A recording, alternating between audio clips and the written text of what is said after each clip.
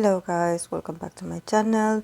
I'm going to resume today the Ideal Romantic Partner series. I have one pendant to do, that it's Monsta X Kihyun. So as you know, I do have a long list of other names, so I will probably do in the future another series about this Ideal Romantic Partner, but next week I'm going to also keep doing other readings for groups, because we are having comebacks and we are having a lot of interesting things for group in general. So I think that a lot of people also want to hear about the groups dynamics, how the groups are doing, what they have available for themselves when it comes to their own productivity. So of course I'm going to resume this ideal romantic partner, but not now, not right away. So today it's Monsta X Kihyun. Let's talk a bit about his energy.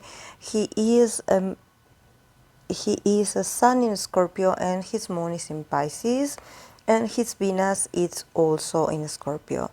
So yes, sun, Mercury and Venus in Scorpio. So let's talk a bit about the cards that he got.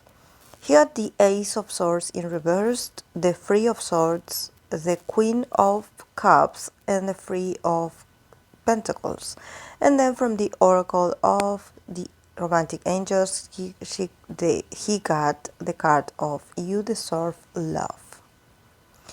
So yes, very interesting message, very loving message. I love it when idols actually get this card, because I think that it talks a bit about how sometimes for them it's not easy to comprehend in a deep level that they deserve to be loved.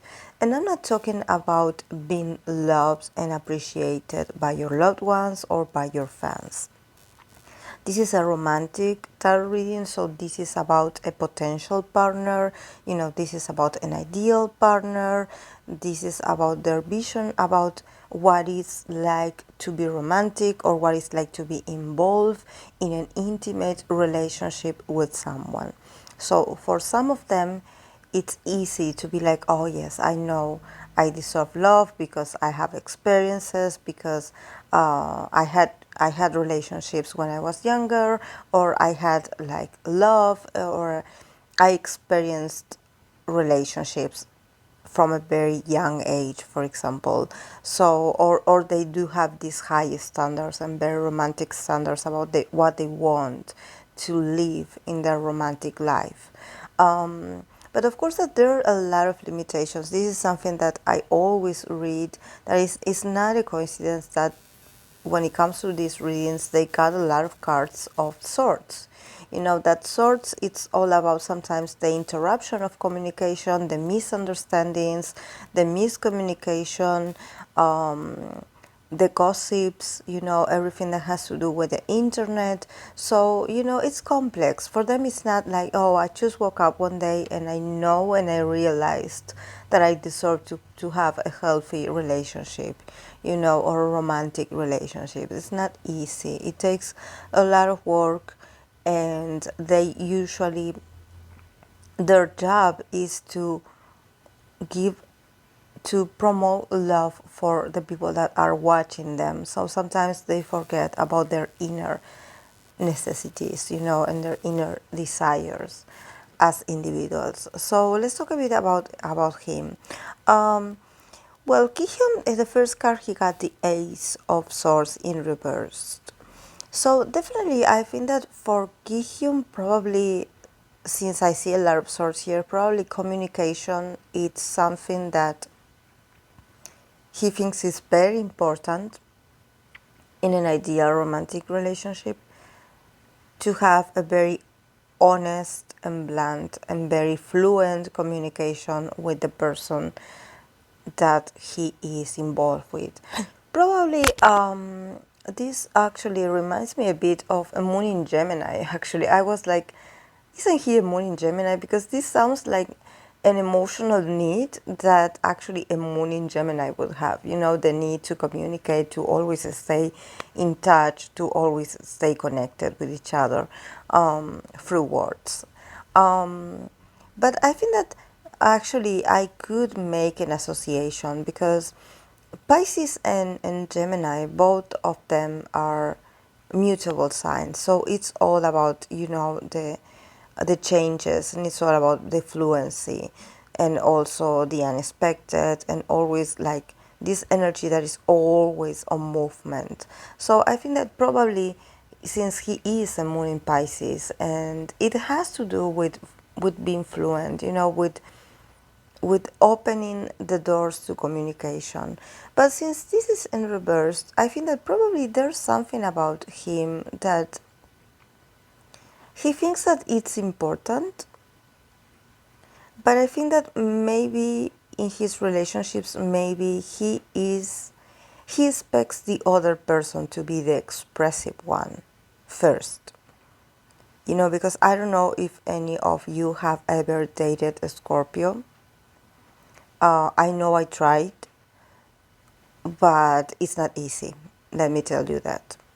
Especially with me, that I am a moon Scorpio as well, but I couldn't figure them out, and they wanted to figure me out as well. So we both played this sort of very tiring game of who figures the other person out first. So there was this competition, this power struggle, that it wasn't very comfortable. And there's something about, especially Scorpio males, that they tend to want to know more about you, and they ask all the questions, or they are really good at listening, and they get you to talk about yourself, but then they do not express much about them. They sort of hold the power in there, like, oh, I know this about you, but when you ask me, like, I will evade the question. I will try to not talk, or I will talk, but I will not be very specific about what I say, or my responses are going to be a bit vague, or I'm going to change subjects, or I'm going to keep interrogating you so you don't have to ask me again. So this is something that I actually got really frustrated with Scorpio males. I'm not saying that all of them are like this, but they have this tendency of wanting to keep this mystery. And since I am a very intuitive person, I knew what they were doing. So I was like, no, you're not going to do this to me. Like, either you display your emotions and sensations and whatever you're thinking right now, or I'm going to stop talking to you. Because, but for, I think that, what is important here is that probably what he finds ideal is someone that doesn't mind to communicate what they feel. Probably someone very chatty, very outspoken, very communicative. I'm thinking about a Gemini kind of female. I'm thinking about a female, but you can adjust this to your own interpretation about him and his his preferences. I'm saying her because I saw a Queen of Cups and I got influenced, but you can adapt this to your perception. But definitely there's an element of air and communication here. So probably he wants someone that is not easy to get information from, someone that is very comfortable talking about themselves. And also someone that is very good very good conversationalist. That they don't mind to start talking, and then one thing leads up to the other, and you suddenly tell him your whole life in an hour, something like that. Someone that is not very complex or distrustful to actually talk about themselves. And probably he is a good listener.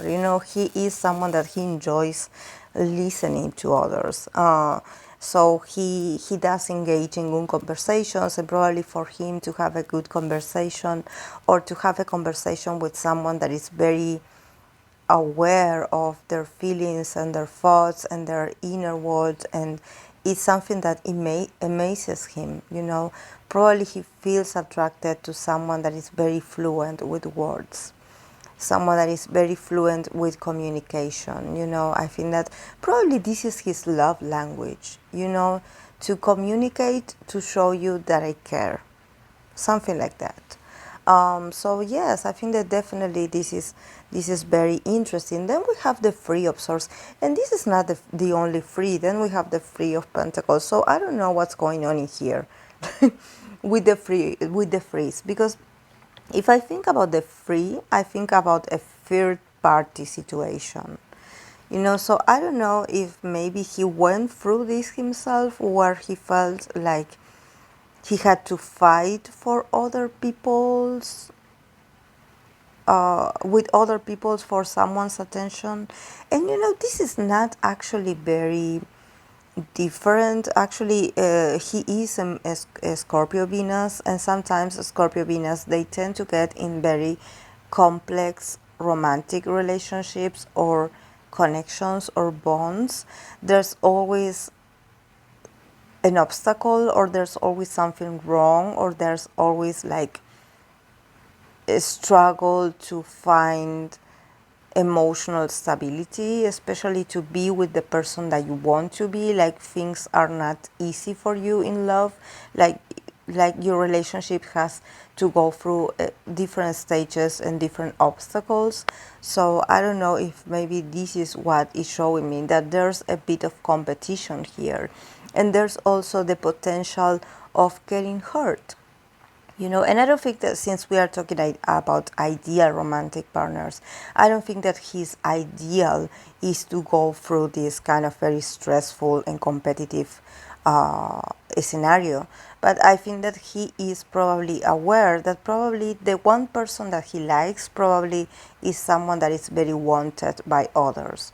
And I don't know what is it, because he's not the first idol actually that got this sort of dynamic where there's other person involved. So I don't know if maybe, because I see that also played very much in K-dramas, where there's always this third party situation, there's always some third party involved. So I don't know if maybe for Koreans it's like, it seems like it's normal, or it's okay, or it's somehow something that happens frequently, or that is supposed to happen, that you are supposed to be involved in some kind of competition with other person to get your love's attention or your potential partner's attention. So I don't know if maybe they do romanticize that third party situation. I don't know.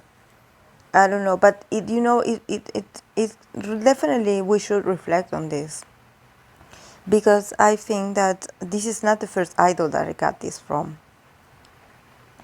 And when I see the Three of Swords, or the I saw the Three of Cups in other readings, and I saw the Three of Pentacles in other readings. So I was seeing a lot of threes. So I was like, this relationship can turn very complex, But I don't see them actually like, for example, I don't see them like suffering for it, like, this is why I'm reflecting on this, and I'm like, maybe for them and their culture to be involved, or to be interested in someone that has like another, I wouldn't say another lover, but it seems like they have a lot of options, so there's you, and then there's other person. So for them it's like the normal dynamic. Or for example, if you ask that person out and you think that, oh yes, that she is into me, then all of a sudden her past lover or her best friend joins the conversation or joins the gathering, and all of a sudden things get competitive and things get awkward and things get very confusing all of a sudden. So I don't know, I think that this is what is showing me, that it's like somehow that it's normal, for you to have to prove yourself to that person, and that person has other admirers or suitors or something like that. So then we have the Queen of Cups. So definitely I think his ideal he's showing me here is someone that could potentially have a lot of water sign elements. And at the same time could be a water sign sun. For example, could be a Pisces, a Scorpio, or could be also a Cancer sun. So I think that he definitely has a type. He loves sensitive females. He loves someone that is very in touch with their emotional world, someone very sweet, very loving, very motherly, also very like that can take care of his emotional needs, and that it's very intuitive so that she would guess right away what he needs. I think he wants that sort of ideal companion, someone that is very, that somehow reminds him of his mom. I don't know his relationship with his mother, but I think that he has this very strong image about that. Yes, my ideal romantic partner has to anticipate my needs because I have many. He is a Scorpio. He is intense, and I think that he is a bit like he's a bit demanding in relationships, because when I saw the first card, the Ace of Swords in reversed, I was like, this guy is, he can get intense with communication in the sense that if he is into you or if you are in a relationship with him, he wants your whole attention to be focused on him, and he can get a bit petty, yes. And I think that probably, I don't know, if you are a fan or if you are someone that watches him regularly, you are like, oh no, he's so sweet. Oh no, he's not like that. Well, I'm seeing here that yes, as a lover, he can be pretty intense. And he can be pretty like possessive. And someone that is very, he changes when he's in a relationship, in a sense that he becomes more fixated on someone. This is very Scorpio, to be honest. Is probably with his friends and with acquaintances, he is very laid back. He looks like he's very adaptable. Like he's friends with everyone. He's always in a good mood. But when it comes to the intimacy, he is very possessive, and he's like, okay, if you are with me, you have to pay attention to me. You have to like be consent, show much interest as I am interested in you, and there's like, okay, you need to, and I think that he also wants a very strong and very deep. This is why I think he prefers like a water sign person, someone that is able to mesh, to immerse themselves in the relationship, like become one with him. This is something very Scorpio, to actually want to become one with your loved one, to immerse in your loved one's energy, and that person does the same for you. This sort of like very intense connection that involves also being very psychic or being very like intuitive, so you know what he's going through without him ever telling you, actually, which is actually very like, it's interesting, because at first I was mentioning that how communication is important for him, but I think that when it comes to what he wants you to somehow guess it. He wants you to, because this is how I think he would really know if you really care about him. Because when you are, because I know I am like that, I know I have the tendency of actually like putting people, like, I would say put them to a test, but I always like pay attention, or I observe how much they know about me, or probably random facts. I value when someone remembers something that probably I said very casual. I always am like checking their level of interest, about how much they observe me, because I know that when I observe someone, it's because I like that person. So I think I expect the same, and so I usually put my potential partners to a test about how much do you know about me. So probably he is the same in that sense. And then yes, we have the Three of Pentacles. So I think that there's this sense that um, there's this sense that he also wants a partner that can value what he does for her. Probably he wants someone that is very considerate and that is always thanking him for the efforts that he puts, because I think that he will put the effort in the relationship, but he wants to be recognized. He wants to be, I wouldn't say he wants to be admired or praised as if he was a god, because I don't think he is that kind of person. But I think that he wants to, to have that someone that is like, oh, I appreciate what you do. Thank you so much for what you're doing. Thank you so much for putting the effort. I know things are not easy for you, but I appreciate it. And this is where communication comes.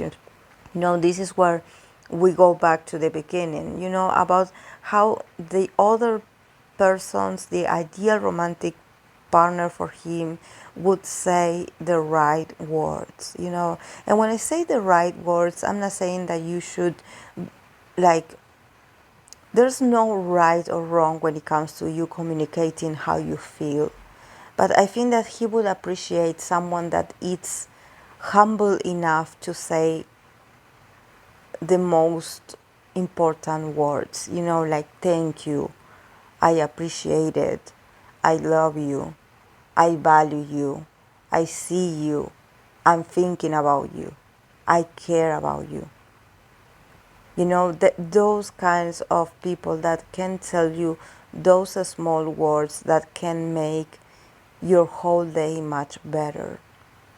I think that for him it's very important, and also because he got the card of you deserve love.